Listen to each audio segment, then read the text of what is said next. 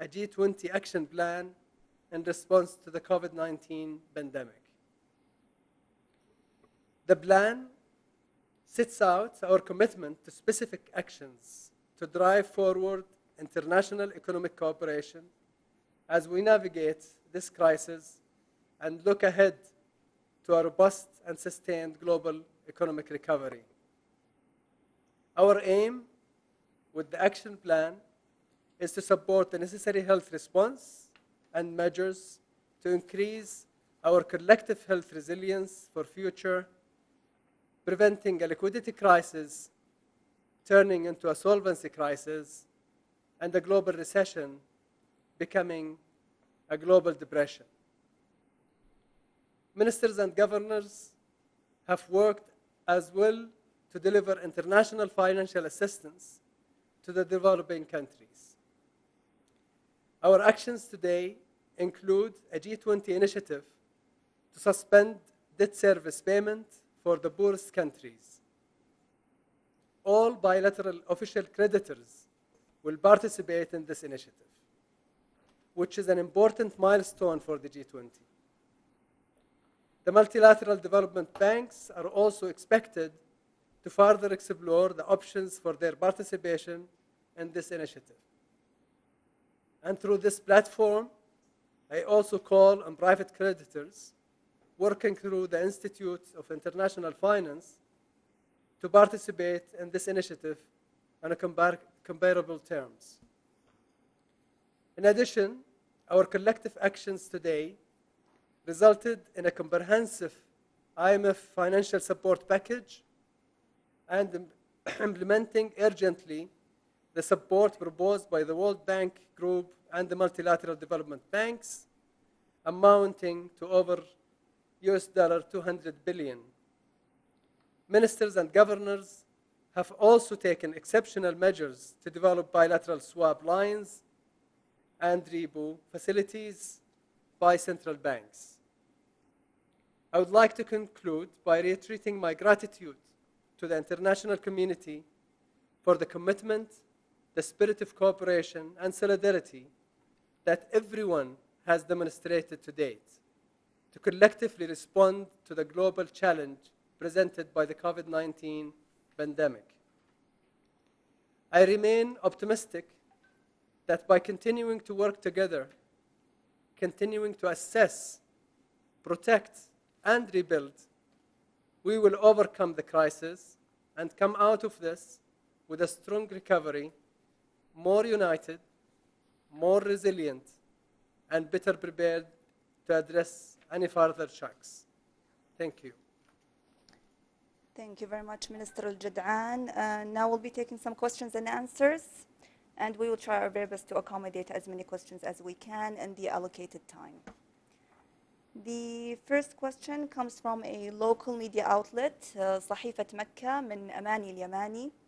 السؤال هو: لمواجهة أي خطر عالمي في المستقبل سواء كان يؤثر على الاقتصاد بشكل مباشر أو غير مباشر، فهل نتوقع أن تضع دول مجموعة ال20 بروتوكولات من أجل المساعدة في مواجهة أي خطر مستقبلي؟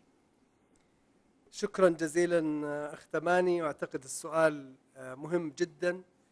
رئاسة مجموعة ال20 المملكة العربية السعودية لديها استراتيجية واضحة في التعامل مع وباء أو جائحة COVID-19. تتمثل الاستراتيجية في الاستمرار وبشكل يومي في تقييم الآثار الصحية والاقتصادية والتدخل اللازم لمعالجة ومواجهة ذلك. النقطة الثانية هي حماية الناس، سواء من أصيب بالوباء أو حماية من لم يصب بالوباء من خلال الإجراءات التي اتخذتها الحكومات المختلفة سواء في مجموعة ال20 أو على مستوى العالم.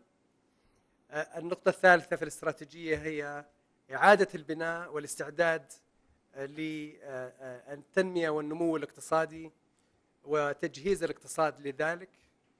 والنقطة الرابعة هي الدروس المستفادة من ذلك بحيث نستعد لأي صدمات مستقبلية ليكون العالم أكثر استعدادا لها.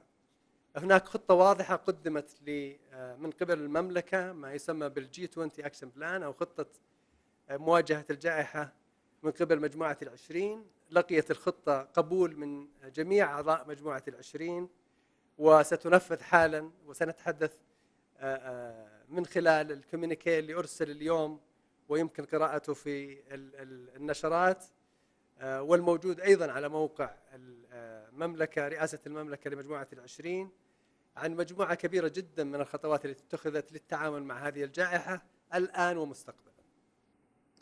Thank you very much, Minister Al-Jad'an. We have another If question. I may, just to make sure that we cover also our audience who don't speak Arabic very quickly. The question from Mecca newspaper about whether there is a protocol put forward by Saudi Arabia and the G20 to deal with such a pandemic in the future. And the response very quickly is that the G20 presidency, Saudi Arabia, have put forward a very clear strategy in dealing with this, which is assessing the situation constantly on a daily basis, protecting those infected and those who are not infected to make sure that they didn't get infected, and particularly also healthcare workers on the front line, and making sure that resources are made available to the people to ensure that they are protected, and also protecting businesses and economies and jobs. The third is preparing to rebuild and ensuring that we have a clear plan, helping and coordinating with all members of the G20 and obviously the international organization to put forward a very clear plan on recovery and unlocking the current situation and coordinating a very clear roadmap how to exit from this towards a global recovery. And the fourth is clearly making sure that we learn the lesson and put forward a plan on the midterm and long term to ensure that we are more prepared next time something like this happens. Thank you, Minister. We have a question from the CNN, John Defterius. The question reads, what is the most effective financial support that the G20 can provide to the developing world beyond debt relief or suspension of debt payments? Should a special emergency fund to be set up by the G20? Thank you, John. This is a very important question. I think considering the speed, the spread, and the severity of COVID-19, the fact that it has reached almost all countries around the world in less than 100 days, this requires a very, very strong, bold, and significant action by the G20 and by the world. And as we have seen from the action plan that was announced and approved today by the G20 finance ministers and central bank governors and just been communicated to the media, the action plan includes a very wide range of initiatives that are being implemented as we speak.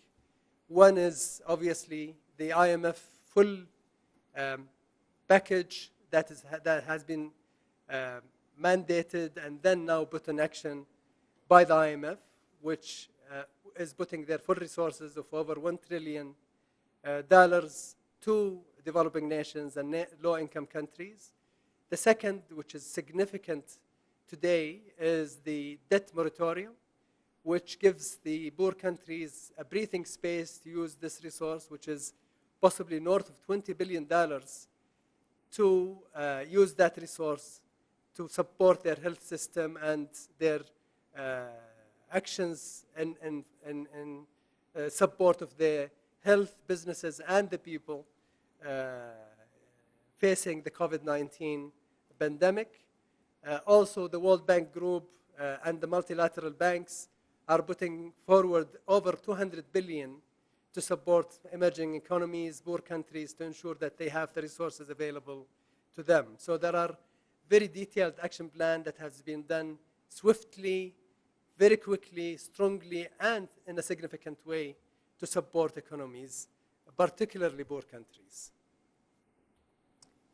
Thank you, Minister. Another question from Kyoko Yoshiyuka from the Asahi Shimbun. The question is, G20 worked together against the financial crisis and euro crisis with the solidarity from 2008 to 2011. After about 10 years passed, there is very serious confrontation and disharmony between US and China. Can G20 make and show their harmony against corona crisis? So many people have huge doubts. What can the G20 do? I would say to the reverse. I can say that I am really grateful to the G20 members and other stakeholders.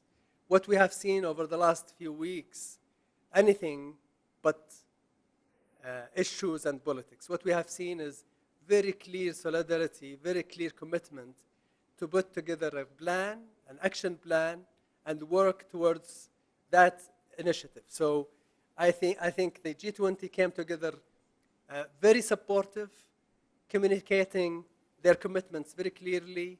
We have seen solidarity, we have seen cooperation, we have seen stakeholders engaging in a very cooperative way to deal with this. And what we have seen today out of the ministers' meeting is a very clear sign that we have an agreement from all the G20 members on the action plan that included actually support to the poor countries, to the emerging market countries, and making sure that we continue that coordination towards recovery. Thank you, Minister. Question from Frank Kane from Arab News. Saudi Arabia has already announced some measures to counter the financial effect of the pandemic, including 33 billion financial package and a 5% cut to government budget. Are there any other measures planned to compensate for the economic impact of the virus, as other G20 policymakers have done? Obviously, we are talking today about the G20, but let me just entertain Frank's question. Saudi Arabia have actually taken significant measures since the start of this pandemic, even before we recorded the first case in Saudi Arabia. A lot of containment measures have been taken, a lot of support to the healthcare system. We have actually funded an additional about 50 billion Saudi riyal additional funding to the healthcare system to ensure that the healthcare system is able and resilient and supports the healthcare workers during this crisis. We have also provided a lot of support to the people, making sure that we protect jobs, to the businesses, making sure that funding and liquidity is available to them by deferring government payments, by even forgiving some government payments. In addition, the central bank, His Excellency the Governor can speak to this, have actually put forward a very strong, north of 50 billion Saudi riyal liquidity plan for SMEs, small, medium enterprises, through the banking system to ensure that they are able to face this crisis. We continue to assess this situation on a daily basis. As you have seen possibly today, we announced further stimulus package, deferment, forgiveness, and even payment to individuals who are suffering from the current situation. Thank you, Minister. Question from Bloomberg, Kagan Cook. The question is, what do G20 members think about Turkey's proposal on opening new swap lines between central banks like those the US extended to other countries? Did the group or some members start working on this? May I? Thank you. The Saudi G20 presidency would like to commend the swift, broad, and significant actions taken by central banks around the world, whether G20 or non-G20 members. That included, in addition to that, swap line arrangements and repo facilities as well. At the same time, we are looking forward to seeing more actions as the crisis unfolds, including bilateral arrangements of swap lines. Thank you, Governor. Question from Xinhua News Agency from Yifan 2. The pandemic calls for a united international response, but now there are increasing voices of discord and actions of finger-pointing. What should we do to avoid this, as proposed earlier by G20 Sherpas, and how to maintain it? Thank you very much. I think situation within the G20 is actually to the opposite. We have seen a full cooperation. The G20 presidency have worked with all members, and we have seen nothing but a full commitment to cooperate, full commitment and solidarity, and ensuring that we work together, we coordinate our actions, we exchange information, exchange experiences, but also put our money where our mouth is and commit to further support the world as it faces this pandemic. We have seen a clear commitment through the international organizations, the IMF and the World Bank. We have seen a clear commitment by the announcement of, which is really, really significant, the announcement of debt suspension, debt service suspension, which means basically poor countries don't need to worry about repaying over the course of the next 12 months north of $20 billion and use that funding to support their health service and their people that are facing COVID-19. So I think G20 continues to be the relevant forum. G20 presidency have been working and constantly communicating with the G20 members and other international organizations, and we have seen nothing but solidarity and cooperation. Thank you, Minister. Question from the Associated Press from Aya Batrawi.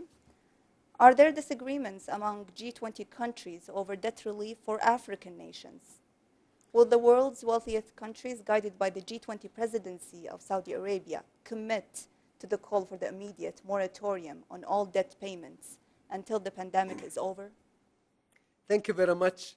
As mentioned earlier, the G20 presidency have submitted the action plan in coordination with the IMF and the World Bank. That included debt suspension. G20 members unanimously have approved it, and as we have just now announced, after the G20 ministers and governors meeting, an agreement have been reached, and the debt suspension have started immediately. Thank you very much, Minister. We have a question from the Financial Times from Andrew England. Has the G20 agreed to expand IMF's special drawing right, SDR? If not, why not? Given the IMF and the World Bank say that the support they are offering is sufficient for immediate needs, but not over the longer term.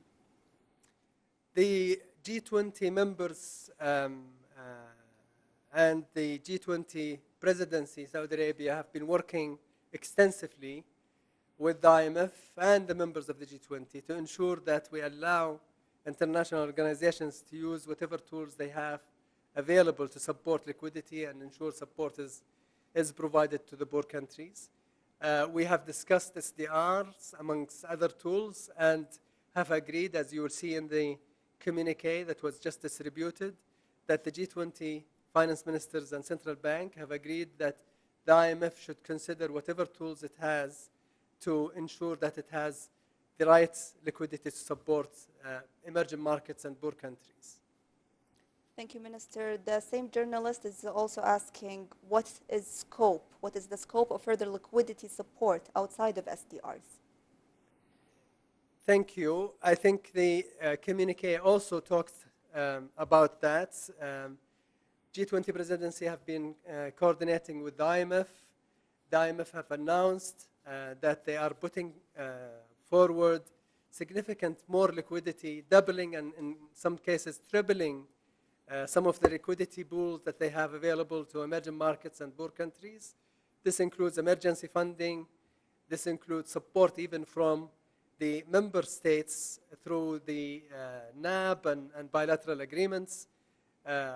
Most of the countries have already notified the IMF that they have agreed to extend the NAB and bilateral agreements, which would provide significant more liquidity to the IMF to extend to poor countries. Thank you, Minister. We have a question from an Arabic media outlet, فتح الرحمن محمد إدريس من صحيفة الشرق الأوسط.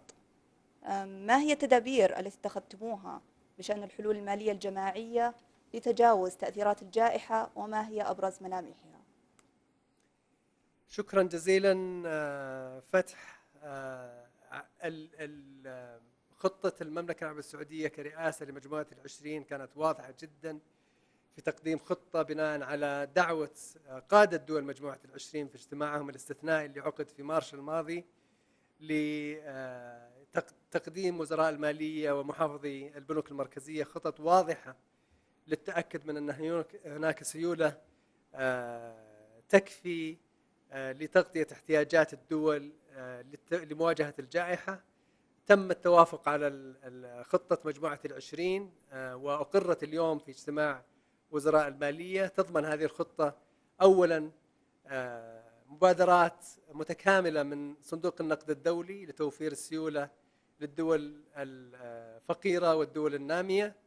النقطة الثانية وهي مهمة جدا وهي تجميد دفع المستحقات على الديون للدول الفقيرة، بحيث أن الدول المقرضة تعفي الدول الفقيرة من سداد ديونها لمدة سنة، بحيث تستخدم الدول الفقيرة هذه الأموال لمواجهة آثار الجائحة على النظام الصحي عندها أو على شعوبها.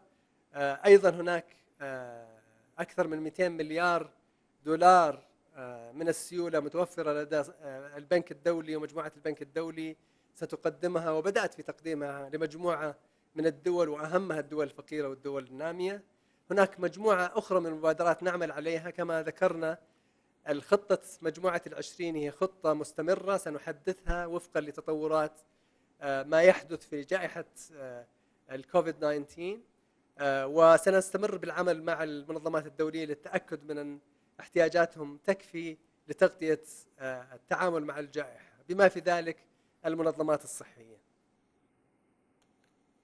The question in English briefly from الشرق الأوسط فتح was asking about the financial measures that have been taken by the G20. I briefed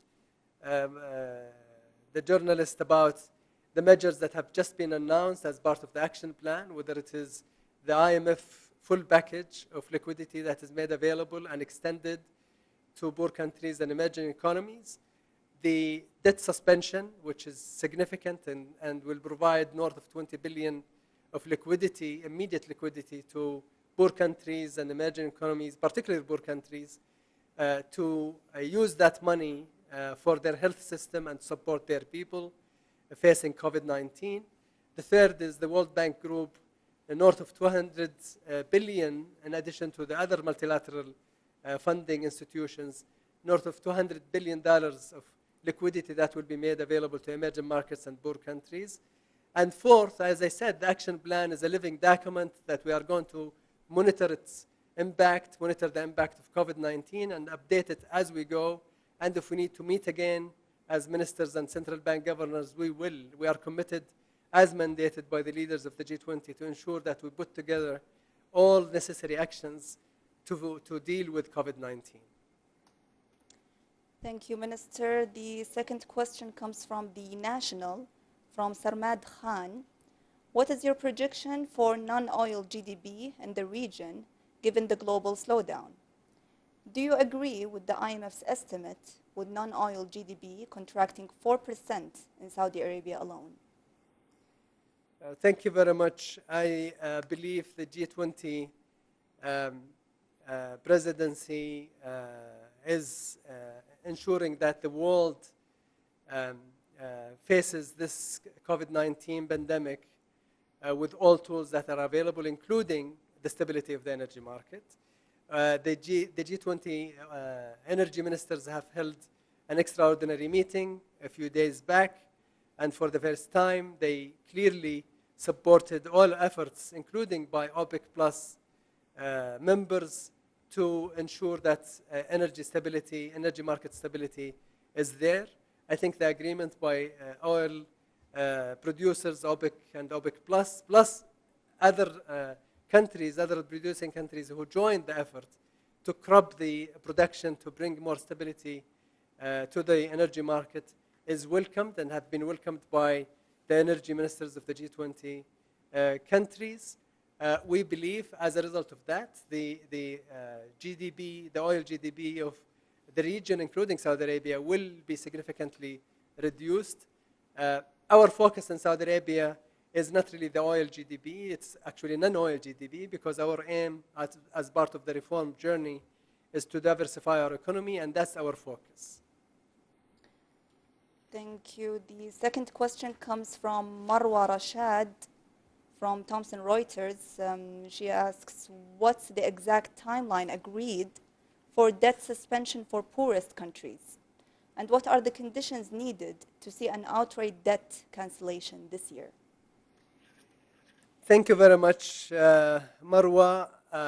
I would say the Saudi presidency proposed action plan that has now been agreed by the G20 members is focused clearly on making sure that we bring about a swift, strong, and significant initiatives that deals with COVID-19 immediately. One of them is the suspension of debt that has been now approved by the ministers and central bank governors meeting today. That is unconditional. The only requirement is that these countries will need to work with the IMF to ensure that we have a process through which we work and record that process. Countries will need to engage with the IMF, and the rest of it is really a process. It is to be implemented immediately, and it is going to last for a year. Thank you, Minister. We have a question from a local media outlet. سؤال من جريدة الرياض حازم بن حسين. السؤال هو: هل هنالك إجراءات حمائية ستطلقونها خلال الأيام القادمة بسبب الانكماش الاقتصادي الذي يمر به العالم بسبب فيروس كورونا؟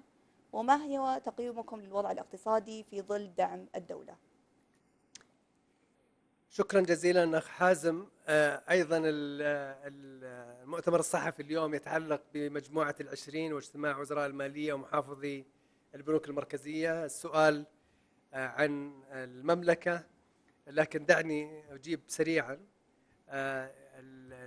المملكة جزء من منظومة سواء من خلال مجموعة العشرين أو من منظمة التجارة العالمية، وملتزمة بالتزاماتها، وسنعمل في اقتصاد المملكة العربية السعودية بحدود التزاماتنا مع منظمة التجارة العالمية سواء فيما يتعلق بالتجارة أو غيرها. وزراء التجارة في مجموعة العشرين بدعوة من رئاسة المملكة لمجموعة العشرين عقدوا اجتماع استثنائي من أسبوع تقريبا للاستجابة لدعوة رؤساء وقادة دول مجموعة العشرين للتأكد من أن التجارة الدولية لا يوجد فيها عوائق، وخصوصا فيما يتعلق بالمستلزمات الطبية والغذائية.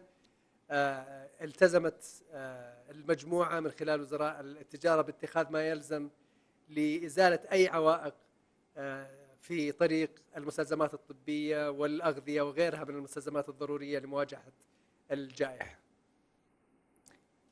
Thank you.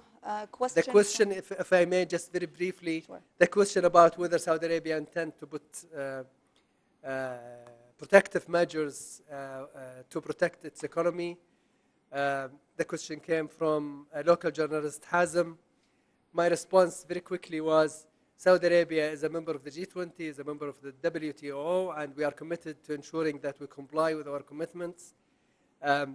The trade ministers of the G20, with the request from the Saudi presidency to ensure that we have a robust and quick and significant response to the COVID-19, have called for an extraordinary meeting. The trade ministers have met last week and have confirmed their commitment to ensuring that barriers are removed and ensuring that the medical supplies and food products are seemingly moving between countries to ensure that we face COVID-19 pandemic with proper medical supplies, proper food for our people.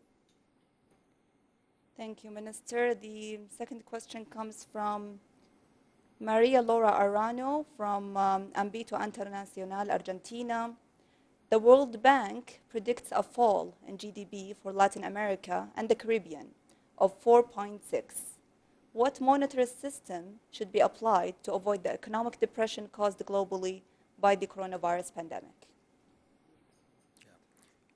Well, central banks active role in this crisis and in the previous crisis was evident.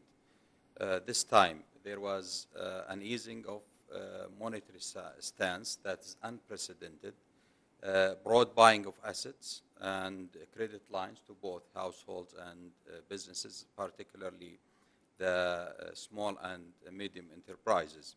The aim, of course, is to prevent any liquidity crisis might take place, and that might turn to a solvency crisis or a recession, which we see right now, to a depression as a result of the global lockdown we see nowadays. Thank you, Governor. We have, I believe, two more questions. The Politico from John Riga. The question is about the 200 billion for the IMF. I heard that France has proposed a 500 billion package. What were the negotiations like on this support package? I would like to ask about private creditors called to work via the Institute of International Finance, IIF, on the debt of developing nations. What international banks have the G20 members spoken to about this? Thank you very much. The question is very relevant. And as I said, the G20 presidency have put forward a very clear strategy and action plan to ensure that we have a strong and swift and significant concrete actions to support our economies, but particularly emerging market and poor countries' economies, one of which is working with the IMF, and we have been working extensively with the IMF and the members of the G20 to ensure that we put together a liquidity plan to support IMF resources. As you have seen in the communique, IMF package have been approved, and we have also asked the IMF to consider any further tools and liquidity pools that may be relevant to help them provide more liquidity to poor countries and emerging markets. IMF will be considering these, whether it is 200 or 400 or 500. They will be assessing any further need, and they will come back to their members and the G20 for further support. Thank you. The last question. If I may, just on the private creditor, because this is important, we also invited and encouraged private creditors of the poor countries particularly to also provide the same support that we have committed to provide in the ministers and governors meeting earlier today. Obviously, this is on a voluntary basis. Private asset holders will need to take that decision themselves, but we encourage them to consider it in support of these countries and in the support of the people of these countries. Thank you very much. One more question for the press briefing from Hayek from Argos Media. Have the G20 ministers considered the negative impact of low oil prices on the oil exporters' economy? And are there any special steps considered to address this? Oil-producing countries vary, obviously. Some, like Saudi Arabia, who faces this COVID-19 and the significant drop in oil revenue from a point of strength. We have been going through significant reforms over the last few years, and we have sufficient buffers to deal with the low oil prices. But we are not happy with oil prices, so is other oil producers, but we need to make sure that the energy market is balanced, as we have been doing for decades in Saudi Arabia. As I said earlier, the G20 members have accepted the invitation of the G20 presidency and held energy ministers meeting, extraordinary meeting last week, in which they have actually supported the agreement that was reached by the OPEC and OPEC Plus and called for action to ensure that market stability is maintained. Thank you, Minister. I believe there is one more question. We can accommodate one more question Stephanie Sung Johnson from Tax Notes Today International. Given the pandemic, where does the G20 currently stand on the timeline for the OECD ongoing project to find multilateral agreement on a solution to address the tax challenges of digitalization of the economy? How optimistic are you that countries will be able to agree on the solution by the end of this year, despite the health crisis? Thank you very much. We have been working with the OECD and members of the G20 and other stakeholders on a constant basis. Obviously, during the beginning of the COVID-19 pandemic, we appreciate and understand that all efforts from politicians and technicians in the various countries are focused on dealing with the immediate crisis management. That said, we have not stopped. We are continuing to work with OECD to ensure that we advance the digital economy taxation file. I believe it is actually more relevant today than before as countries start to recover from the crisis and start to think about means to ensure that they repay their debts, that they manage their debt to GDP and think about fiscal levers they have. So fixing this is actually essential, and we will be working with OECD and the G20 members and other stakeholders to ensure that we push forward a solution that is accepted by the members. Thank you, Minister, and thank you for everyone for joining us today from around the world. Minister Jad'an will now conclude the press briefing with some short remarks. Minister, if you would, please.